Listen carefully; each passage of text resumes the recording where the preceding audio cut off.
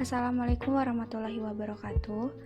Perkenalkan, kami dari kelompok 2 akan membahas mengenai akhlak manusia.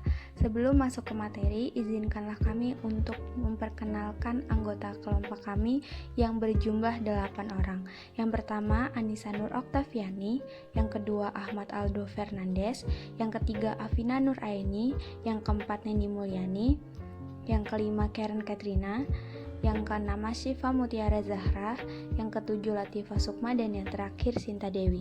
Pembahasan yang akan dibahas pada materi akhlak manusia ini, yang pertama adalah definisi akhlak, ciri akhlak manusia, ringkasan, akhlak manusia, faktor yang mempengaruhi akhlak manusia.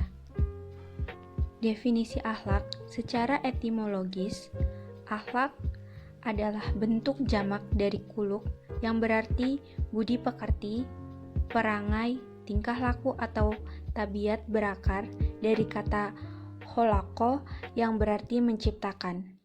Seakar dengan kata kholik atau pencipta, makhluk yang diciptakan, dan kholq, penciptaan. Adapun ciri akhlak manusia yaitu yang pertama rabani, manusiawi, universal, seimbang, dan realistik. Berikut ini adalah ringkasan ciri-ciri akhlak manusia. Yang pertama, akhlak rabani. Sifat rabani dari akhlak juga menyangkut tujuannya, yaitu untuk memperoleh kebahagiaan di dunia dan di akhirat nanti.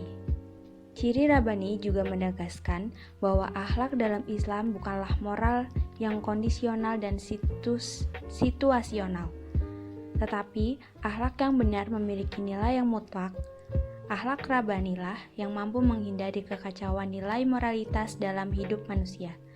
Yang kedua, akhlak manusiawi. Ajaran akhlak dalam Islam sejalan dan mematuhi tuntunan fitrah manusia. Kerinduan jiwa manusia kepada kebaikan akan terpenuhi dengan mengikuti ajaran akhlak dalam Islam. Ajaran akhlak dalam Islam diperuntukkan bagi manusia yang merindukan kebahagiaan dalam arti hakiki, bukan kebahagiaan semu. Akhlak Islam adalah akhlak yang benar-benar memelihara eksistensi manusia sebagai makhluk terhormat, sesuai dengan fitrahnya. Yang ketiga adalah akhlak universal. Ajaran akhlak dalam Islam sesuai dengan kemanusiaan yang universal dan mencakup segalanya. Akhlak manusia yang pertama adalah husnuzon kepada Allah. Kata husnuzon berarti berprasangka baik atau disebut juga positive thinking. Lawan dari kata ini adalah su'uzon, yang artinya berprasangka buruk atau disebut juga negative thinking. Hikmah dari husnuzon yang pertama, hidup menjadi tenang, tentram, dan damai. Hati menjadi bersih dan terhindar dari penyakit hati, menumbuhkan sikap tulus, tidak menimbulkan perselisihan atau perpecahan, meningkatkan manusia agar selalu berintrospeksi diri, dapat memacu semangat untuk lebih kreatif, menumbuhkan rasa optimis dan tidak putus asa, menambahkan keyakinan bahwa apa yang difirmankan Allah itu benar, senantiasa bersyukur atas segala rezeki sekecil apapun. Gigih dan optimis. Sikap gigih atau kerja keras serta optimis termasuk di antara akhlak mulia, yakni percaya akan hasil positif dalam segala usaha. Rasa yakin ini akan menimbulkan sugesti, percaya diri, dan makin besarnya harapan.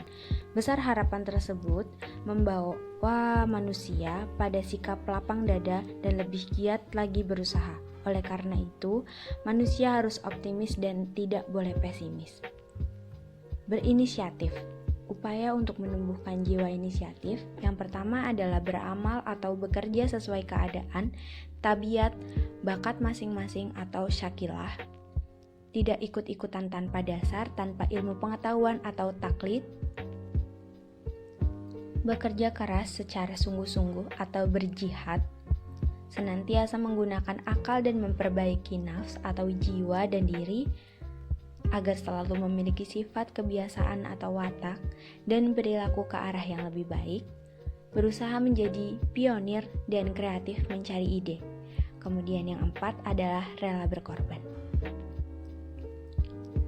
Faktor yang mempengaruhi seseorang dalam berakhlak, yang pertama adalah faktor genetik atau turunan, sisi psikologis, faktor sosial atau lingkungan, nilai islami yang tertanam dalam dirinya.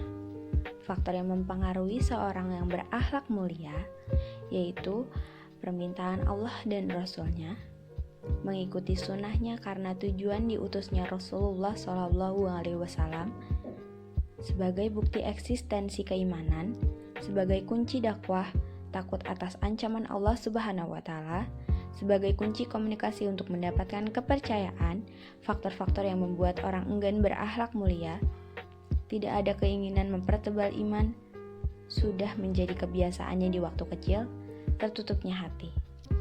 Itu saja yang dapat saya sampaikan bersama kelompok kami mengenai akhlak manusia. Kurang lebihnya kami mohon maaf. Wassalamualaikum warahmatullahi wabarakatuh.